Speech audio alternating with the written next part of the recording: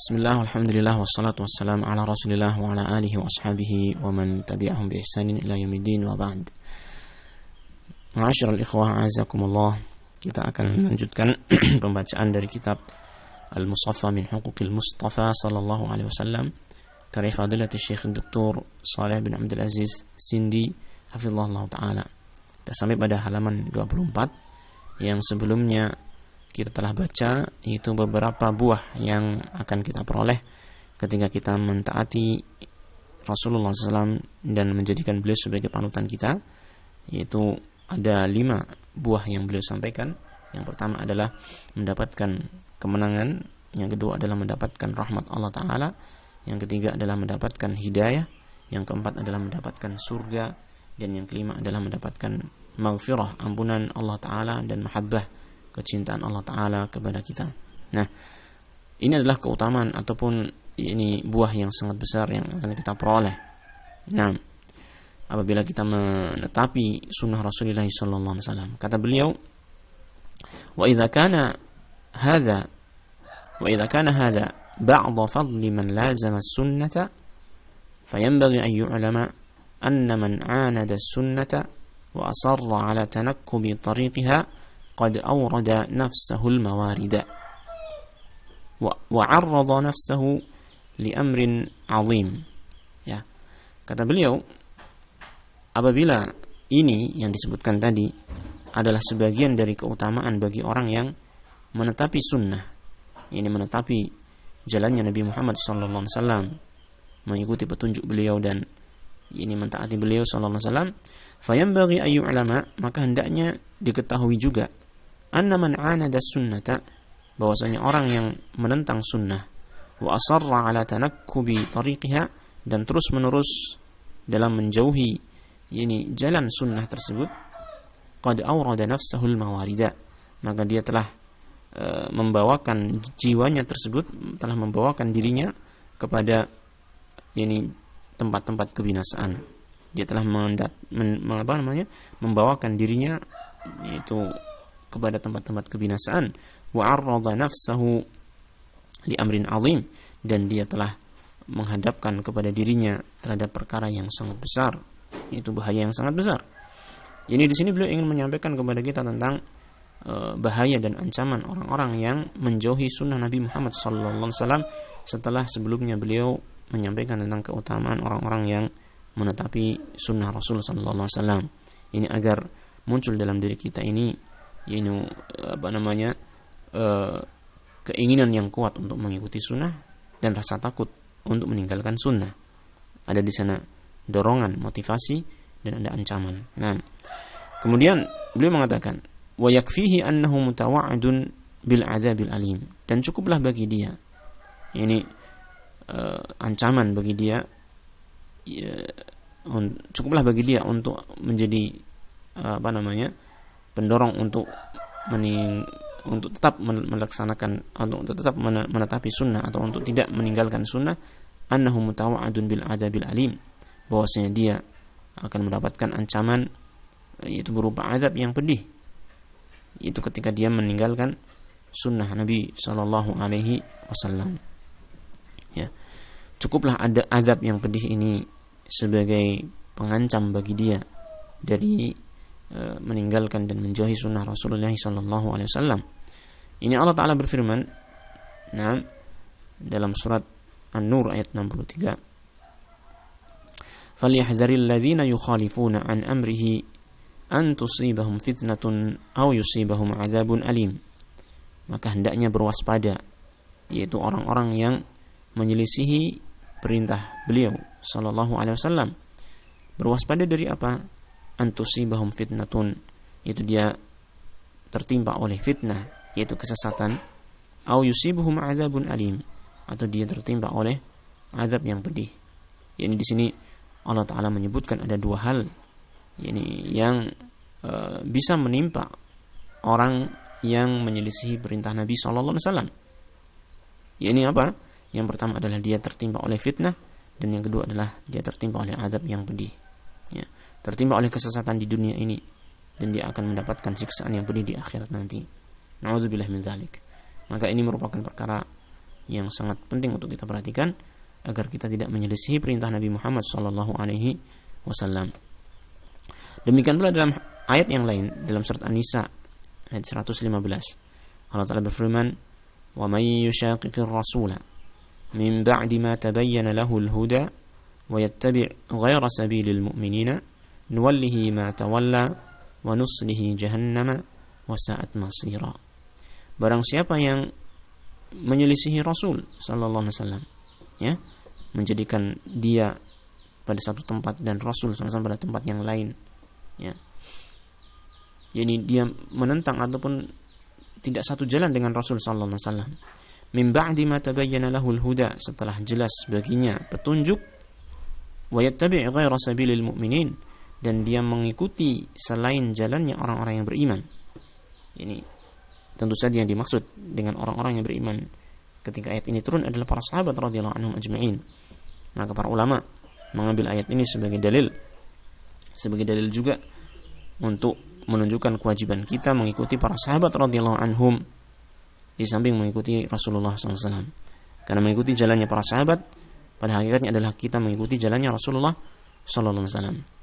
Nah, maka barang siapa yang menyelisih Rasul sallallahu alaihi wasallam dan menyelisih jalannya para sahabat kaum mukminin, barang siapa yang menyelisih Rasul sallallahu alaihi wasallam dan mengambil selain jalannya para sahabat, nuwallihi ma tawalla, maka kami pun palingkan dia kemanapun dia berpaling, wa nuslihi jahannam, dan kami masukkan dia ke dalam neraka jahanam.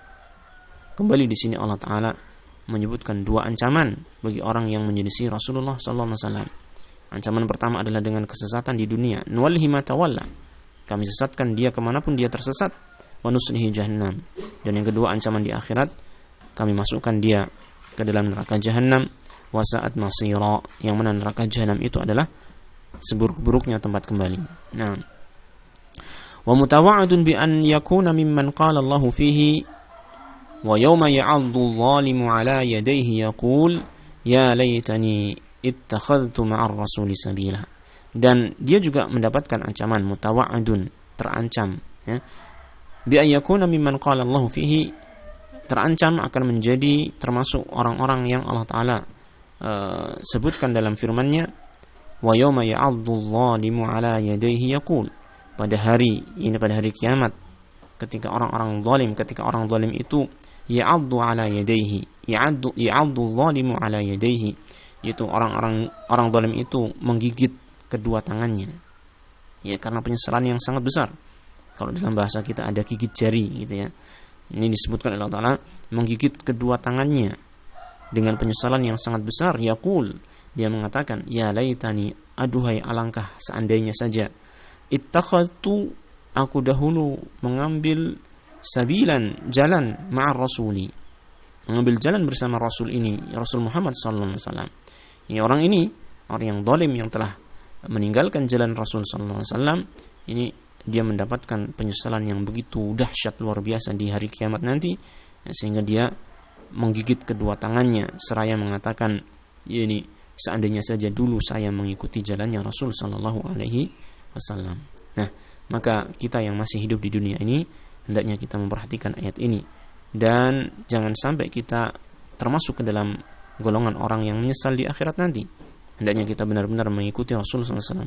Hendaknya kita menjadikan jalan beliau sebagai jalan kita. Kita menjadikan beliau sebagai, yakni, orang yang kita teladani. Nah, baik.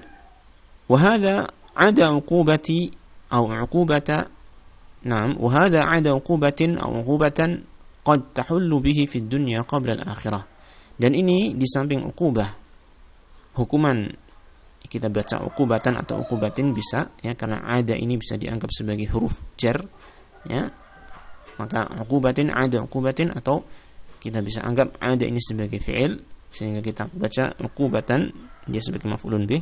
Nah, baik. Dan ini di samping hukuman yang qad tahullu bihi fid dunya, yang terkadang menimpa dia di dunia ini qabla al-akhirah, sebelum di akhirat.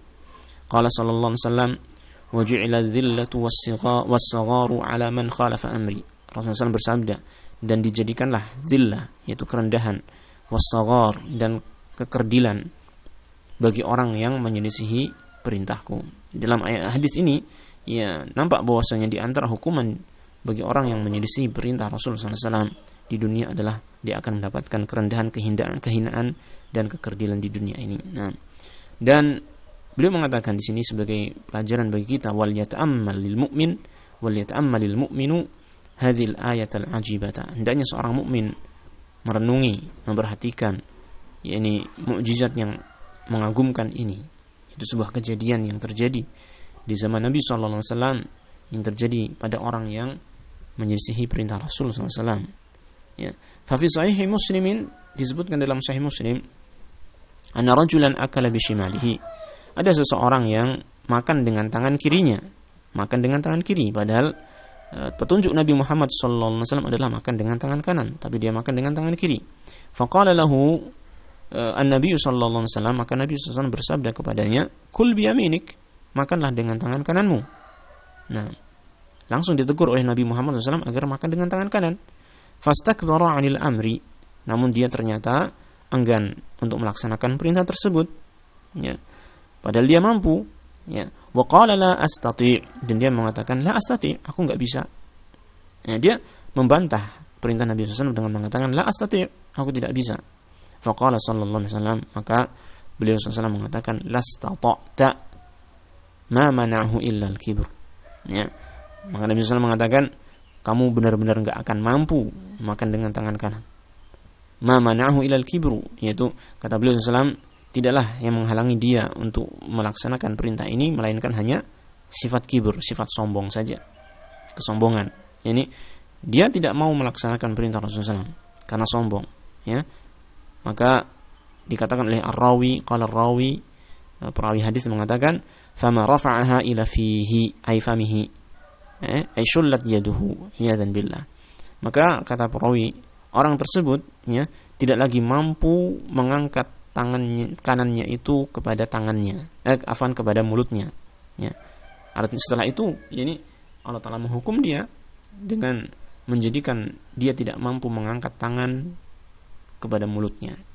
Ay shullat yaduhu, yaitu tangannya menjadi lumpuh, tidak bisa mengangkat tangan kanannya kepada mulutnya, menjadi lumpuh. Masya Allah, ya dan billah.